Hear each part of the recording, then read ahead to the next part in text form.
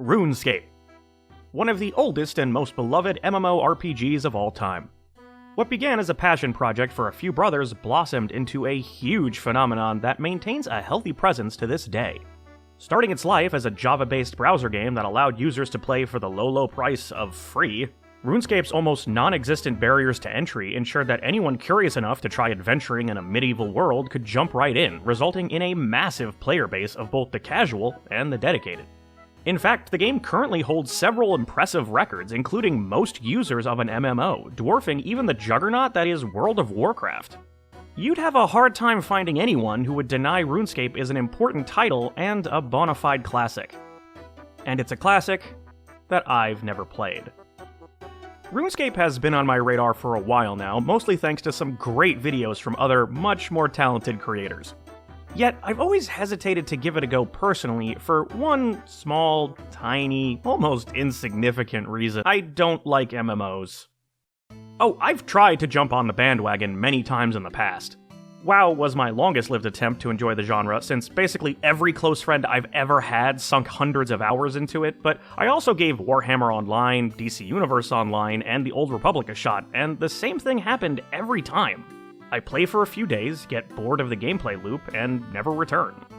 But I figured this period of time where everyone is more or less stuck inside was an ideal opportunity to see if going back to basics might help me understand the core of what makes this genre enjoyable.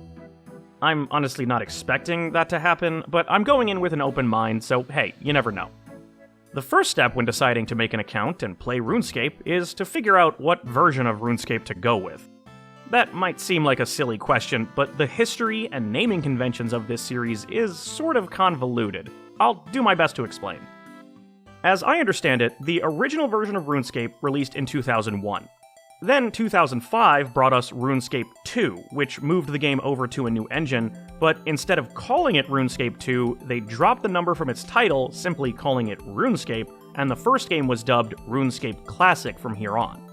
After years of updates, RuneScape 3 came out in 2013, but in response to dwindling player numbers that didn't approve how much the game had changed, that year also saw the birth of Old School RuneScape, a release based on a 2007 build of RuneScape 2/RuneScape. Everybody got that? Longtime fans probably won't be surprised to hear this, but I decided to go with Old School RuneScape because it's considered to be the best of the bunch and has the largest player base by a wide margin. Like, it's not even close. Instead of pretending to know what the hell I'm talking about when it comes to the game in question, I'm gonna go about this video a bit differently. There are people far more informed on the subject if you want that kind of deep dive. Rather, I've decided to document my day-to-day experiences as a noob jumping in for the first time, and I'll be following a few set guidelines. Number 1, I'd play RuneScape every day for 1 week straight. Number 2, I had to play for a minimum of 2 hours a day. I think the sum total of that time is plenty to get an understanding of the game. And 3, I chose not to consult any form of wiki or outside source while playing. I know some of you are facepalming thinking that's a terrible idea, but I wanted to put myself in the shoes of someone playing from back in the day before every minute detail of the game was exhaustively documented. The goal was to explore and have fun, not follow a spreadsheet. I should also point out that I played on a free account, so all the members-only content was not available to me. Hi. Just popping in real quick to issue a warning to some of you watching this video. If you're like a dedicated, die-hard RuneScape fan, someone that knows how to squeeze maximum efficiency out of each and every second of gameplay, then this video is almost certainly going to make you want to pull your damn hair out. If you haven't lost faith in humanity by the time I'm done and need some sort of palate cleanser, then I recommend these videos from The Actman and Brutal Moose. These two are passionate fans, they know what they're talking about, and it's actually these two videos that got me interested in the game to begin with. I hope that watching an idiot bumble his way through unfamiliar territory is at least interesting, but in case my extensive list of mistakes ends up getting on your nerves, allow me to say sorry in advance.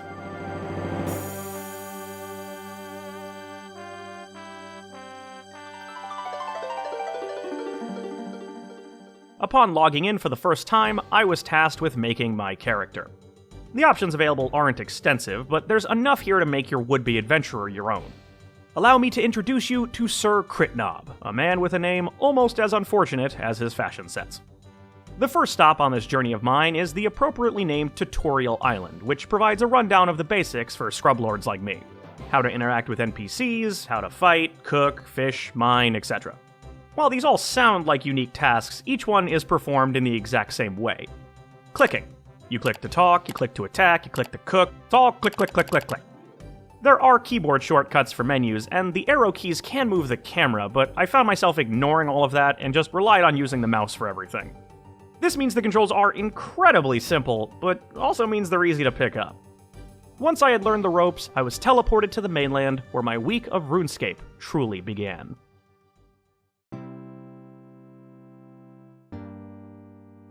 I'm dropped into the starting town of Lumbridge.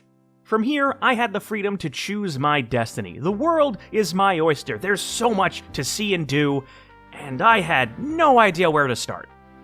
Well, actually, my first real order of business was to enlarge this UI. I thought I'd get used to it by the time I was done with the tutorial, but these icons are made for ants, not pro gamers like myself. There doesn't seem to be any UI scaling options in-game, at least not for free players, so I had to go into my monitor's display settings and increase the app size to 150. That made RuneScape go from this to this. Much better. The next thing I did was talk to this NPC named John standing near my spawn location. He's here to explain adventure paths, essentially milestone quests for new players that reward items for reaching levels in various skills, and with no other clear goal, this seemed like as good a place to start as any. Focusing on combat seemed straightforward enough, so I looked around for some place to fight mobs, and after a whole 5 seconds of walking, I came across this clearing full of fellow adventurers beating up goblins and spiders. Even though I chose the most populated free server available, it still surprised me how many players there were in any given area. There was never a moment I didn't see various other persons going about their business, whether it was someone like me getting their bearings, veterans hanging around newbies to give them direction and advice, which was really cool to see, and of course tons of bots spamming website links for free equipment, XP, and gold farming. So I spent my opening minutes with RuneScape cracking skulls and leveling up, occasionally earning a few gold pieces for my trouble. I guess one of the goblins was an aspiring cook, cause I also got this stylish chef's hat. No longer in the mood to endlessly click on goblins, I wandered around for a bit looking for somewhere else to grind. As I did so, I also talked to this wizard in a tavern who gave me a treasure scroll, which I tucked away for another time. Exploring a bit, I came across a cow pasture that was also full of players. Turns out this is a common and effective practice for grinding out combat experience, since there's always an abundance of cattle and they don't put up much of a fight, especially the children. XP is XP, after all.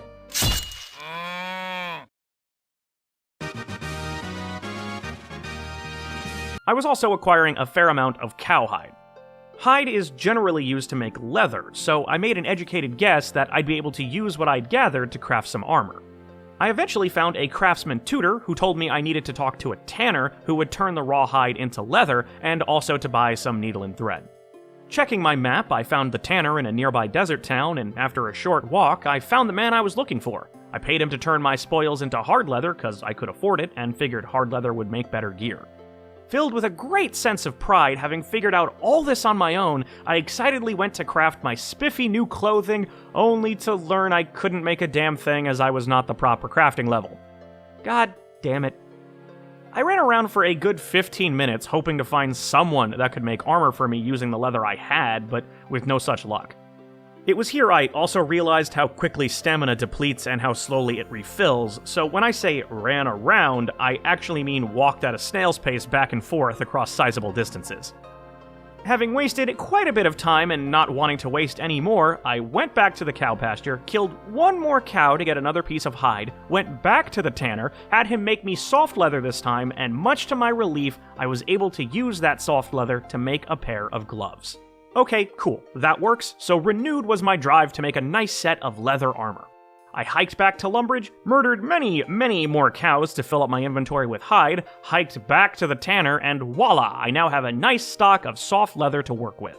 And now to reward my efforts with a fresh set of leather I want to die.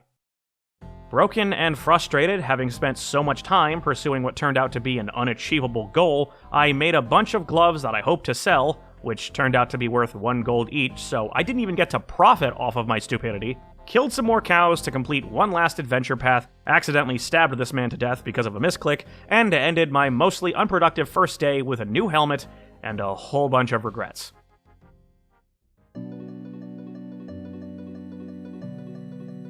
Alright, so day 1 was pretty unfocused and resulted in lots of wasted time, so from now on, I'm going to try and dedicate each day to a specific goal.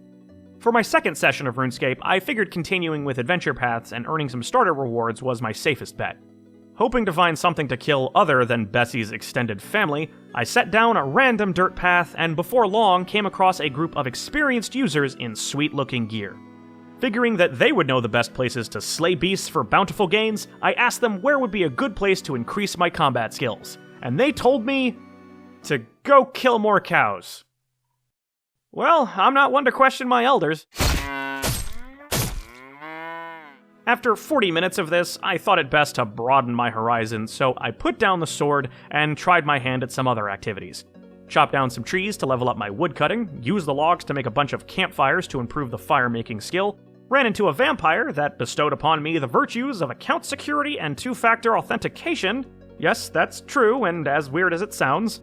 Beat some rocks with a pickaxe to become a more efficient miner, and stood on the coast collecting shrimp with a net to increase my fishing skill. I didn't spend excessive time with any one task, generally being satisfied getting to level 5 for most of them, but it was a nice break from all the moo murder, and earning more rewards for my time provided a good sense of forward progression.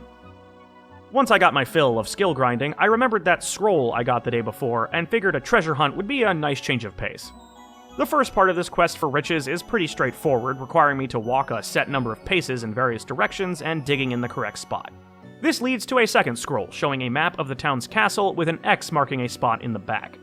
Digging in the correct location produces an orb that I soon learned was the beacon for an extended game of hot or cold.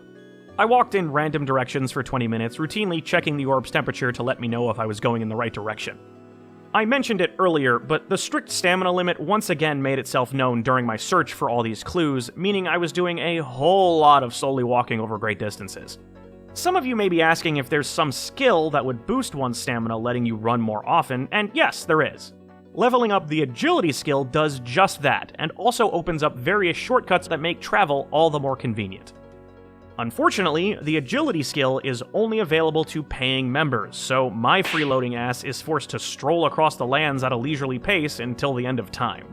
It's such a blatant, built-in pain in the ass that a weird part of me kind of respects the grift.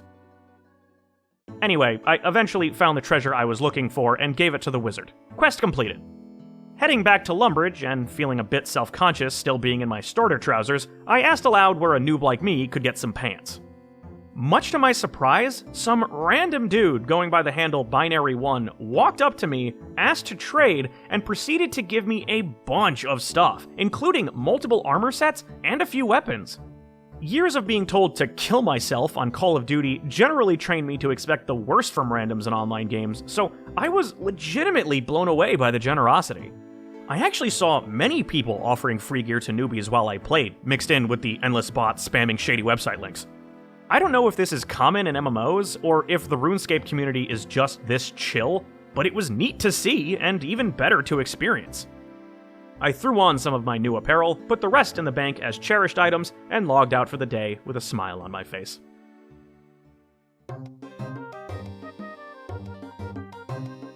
Today I decided to focus exclusively on questing. RuneScape has tons of quests of varying lengths and difficulties to tackle across its sprawling map. And while the vast majority of them are locked behind being a member, there's still enough for free players to sink their teeth into. Although, annoyingly, there isn't any kind of icon or label that distinguishes free quests from paid quests on the map, so I routinely found myself trekking all the way to a marker only to be told, "Hey, you need to give us money to do this." As was the case with the agility skill, I understand why it's like this. If you're told enough times that you're missing out, plenty of players will break down and reach for their credit card. It's a tried and true tactic, but I think the same thing would be accomplished in a less obnoxious way by just having a star or something next to all the quests a free player can't do.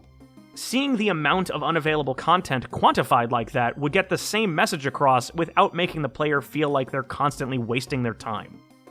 First, I helped a castle chef bake a cake. Just had to gather some milk and eggs from nearby pens, easy peasy, and I got some cooking XP as a reward. In the same castle, I found a duke who asked me to deliver a talisman to the wizard's tower west of town. Sure, I'll be your delivery boy, so I walked to my destination.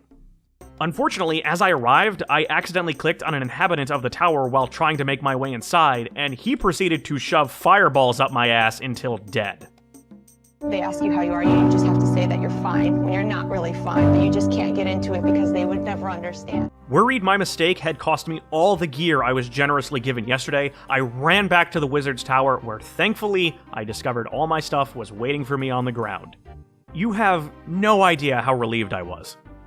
Making sure to click very carefully this time, I found the quest wizard in the basement who asked me to deliver his research to an expert located in the city of Varrock, which is all the way over here. Oh god. While heading in the general direction of the city, I came across this lady standing outside a spooky mansion who asked me to go in and search for her fiancé. I ventured inside, interested to explore this haunted estate, ready to take on all who may oppose me, only to find that the ghosts wandering were way over my level. So, I bailed. Sorry, miss. After a considerable walk, I arrived in the bustling town of Varrock, found the rune expert, and delivered the package, where he instructed me to deliver another package back to the original wizard in kind. Are you fucking kidding me? I took a brief tour of Varrock, looking at the various sights and sounds, with the primary attraction being the Grand Exchange. This massive marketplace is where players go to buy and sell items with each other, offering up everything from resources to equipment while setting prices they're willing to accept or spend. I didn't have any money to participate in the economy myself, but it was still a great visual showcase for how strong the community of RuneScape continues to be even today. As I headed back in the direction of the Wizard's Tower, I found a field of spuds and figured I'd use the cooking XP I got earlier to make some baked potatoes, as I needed the food anyway. Went back to the castle in Lumbridge to borrow their oven for the task, and really? You put baked potatoes behind the paywall? I eventually completed the extended delivery quest. Doing so allowed Merlin here to teleport me to a cavern where I'm free to mine rocks necessary for crafting magic runes, but since I'd never really bothered to try out any magic-related stuff, I didn't have much use for this place. I was in the mood to do something that didn't require me to walk all the way to Narnia and back, so shearing sheep, that seemed simple. Yet another misclick had me accidentally murder the first sheep I clicked on, but from then on things went relatively smoothly, though I have a suspicion one of these lambs may not be what they seem. I then headed south where I ran into this pair. They told me of a house party on a faraway island where they and their friends had been attacked, so I offered to sail over there and help. When I arrived on said island, I quickly discovered who was responsible for this deadly gathering. Ghostface! Like, from Scream.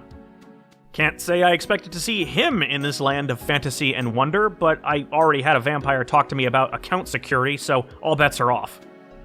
That weird detour done with, I thought I'd help out one more person, and a pirate captain looking for exotic rum from an island with strict export policies seemed as good as anyone. I went to the island and quickly located the desired alcohol, however I was unable to sail back without being searched. But being the clever boy I am, I remembered that the game started me with the ability to teleport back to the mainland, so I did exactly that. And learn the game automatically shatters the jar of rum when you do. This actually pissed me off more than I care to admit, especially since I didn't notice what happened until after I had walked all the way back to the pirate captain, so out of sheer spite, I called it a wrap on day 3.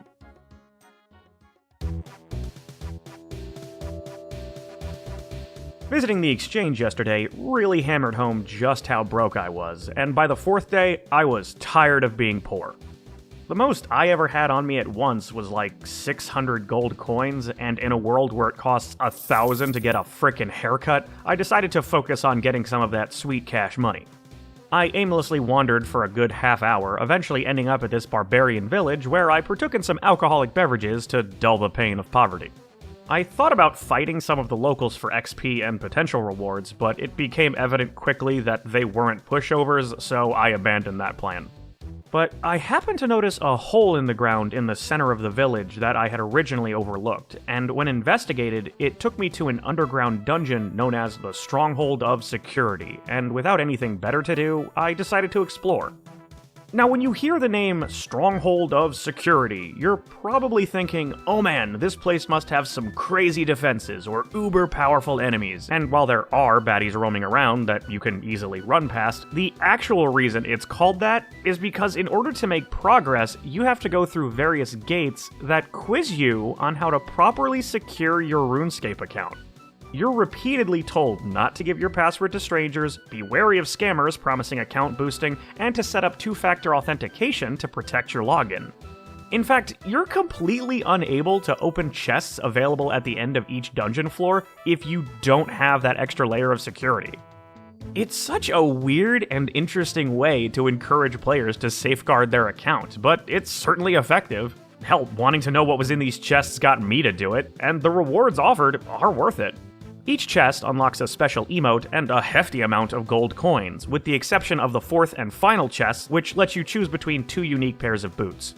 All told, I walked away with a whopping 10,000 gold in my pocket, and just like that, I was rolling in that cash money.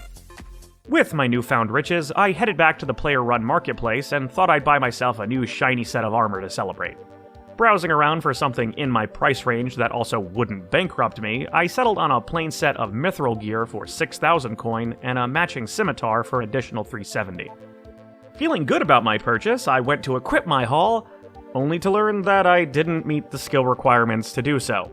Specifically, I needed an attack skill of 20 to use the sword, and a defense skill of 20 to wear the armor, and you know what that means.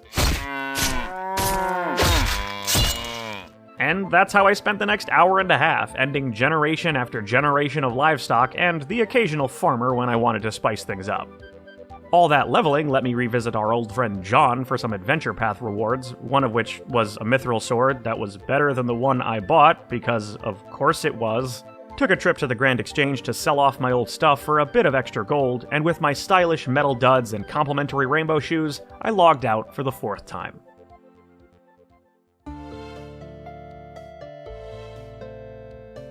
I wanted to mix up my experience a bit, so on day 5, I thought it might be fun to stream some of my RuneScape time over on Twitch, hoping that chat might be able to give me some direction or advice on where to go and what to do.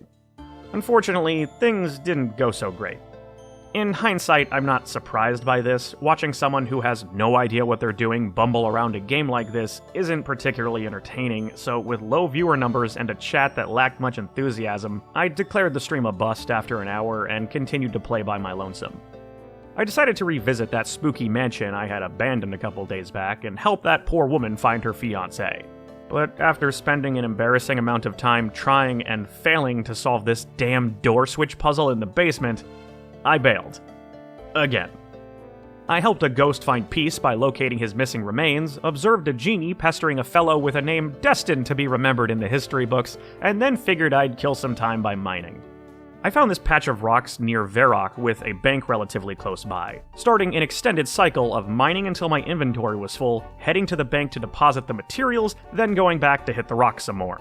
Spent about an hour doing this, getting my mining skill all the way up to level 20 because why not? When all was said and done, I had a couple hundred ore saved up, and since I don't know what to do with the stuff, I thought I might make a quick buck by going to the Grand Exchange and selling all of it. I was right, too. If I had been able to sell everything I had collected, I would have walked away with a cool 12,000 gold. Of course, I wasn't actually able to. Turns out you're not allowed to sell ore until you've earned 10 quest points, have a total skill level of 100, and accumulated 20 hours of playtime. I'm assuming these restrictions are in place to prevent players from making a bunch of accounts to farm resources and break the economy. But even so, these seem overly harsh to me, and because of them, I'm left staring at the profit that could have been, stuck with a massive amount of material I had no use for.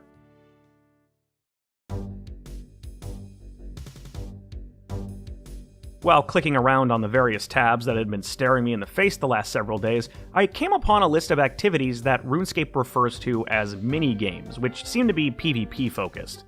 Interested to see how this could potentially shake up the usual formula, I surveyed the map for this particular red marker and began traveling from point to point. Only to be met by a non-stop stream of disappointment. First, I found this large duel arena where players go to engage in one-on-one clashes to settle once and for all who the superior fighter is. but there wasn't a soul to be found anywhere in sight. Then I came across something called Castle Wars, where two teams face off in what is pretty much capture the flag.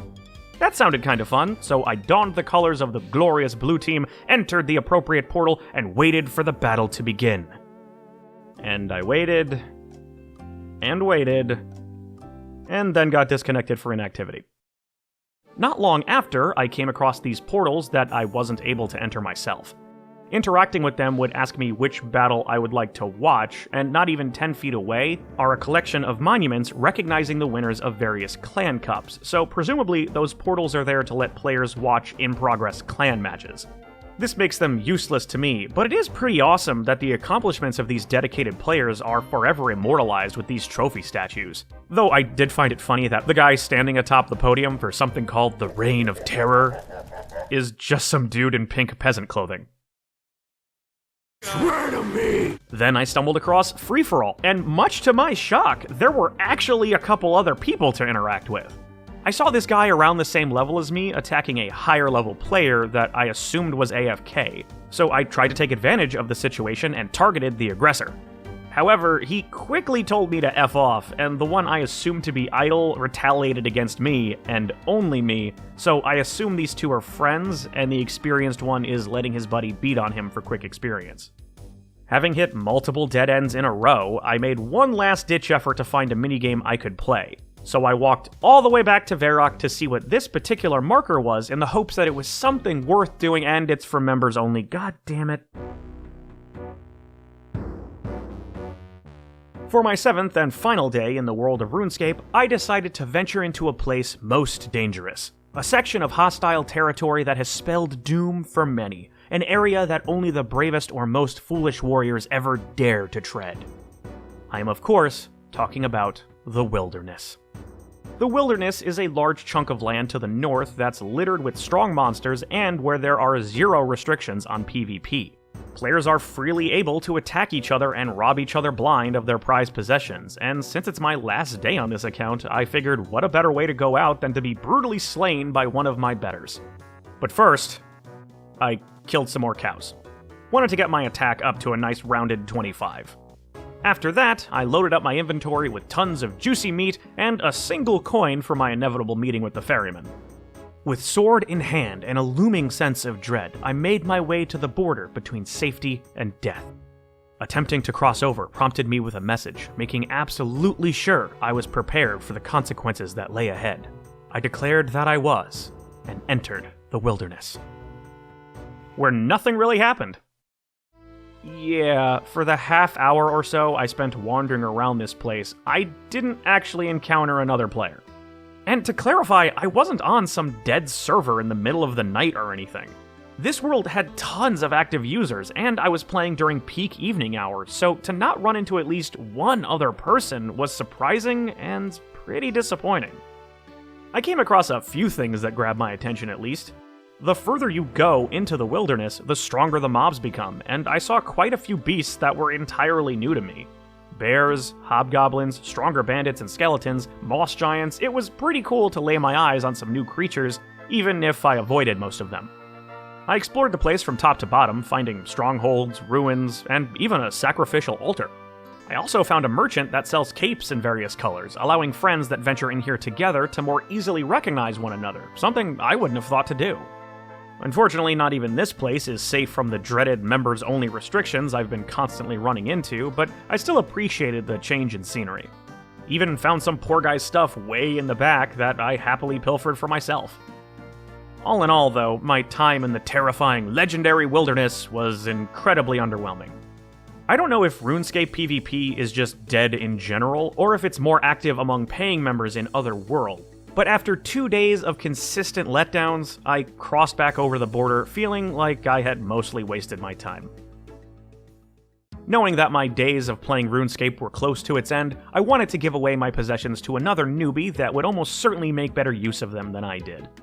Since my current mithril armor requires a bit of grinding to be able to wear, I went back to the Grand Exchange one last time and purchased a full set of iron armor, so whoever I gave my stuff to would be able to start with something and have something else to work toward. Then I began my important quest of finding one worthy of my generosity. but after a while I realized I had no idea what a worthy person looked like, so I just asked aloud if anyone wanted free shit. And this level 18 player known as the Apple Mage jumped at the opportunity. I gave him both armor sets, matching swords, some other miscellaneous items, and 18,000 gold coins before wishing him well. If by some miracle you ever end up watching this Apple Mage, I hope the stuff helped. Back in my tattered starting clothes, and rainbow boots, because I wasn't going to give these puppies up, and with a total skill level of 164, I logged out of RuneScape for the 7th and final time.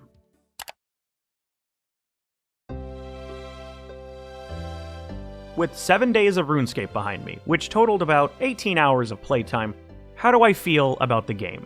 What about the genre it helped popularize? Has my experience unearthed a newfound love for MMOs as a whole? No. As per usual, while the first few days kept me interested as I clumsily figured out mechanics and discovered the content available to me, at the point I had killed Bessie for the 1000th time, I was more or less over this whole thing, and the only driving force that kept me playing was capturing footage for this video.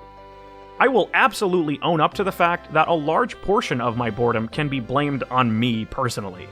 I went in knowing full well this genre wasn't my jam, and I'm sure making the early decision to not consult the wiki will be highlighted as a big mistake on my part. There was nothing stopping me from pursuing other stuff that wasn't as combat-focused. That's just what I defaulted to when I couldn't figure out what else to do. But even taking that into account, MMOs are inherently all about repetition, grinding out the same content ad nauseum in the hopes of getting to the inevitably more interesting high-level stuff, and in my opinion, that investment simply isn't worth it, and the simplistic nature of a game like RuneScape didn't exactly make the loop any more engaging.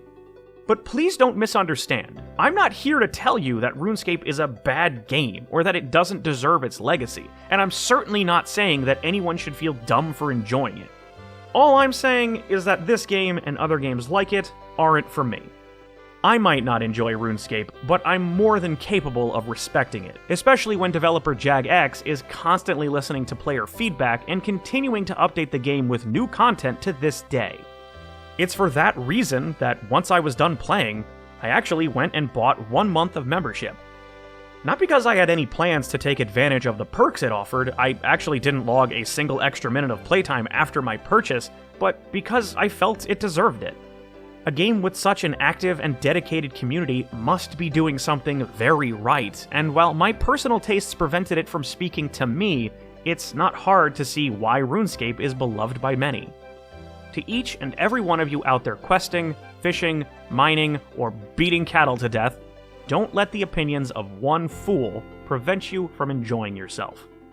Meanwhile, I'll return to my sneak-em-ups and shooters, secure in the knowledge that, while it might not be for me, RuneScape is a classic that I finally got to play.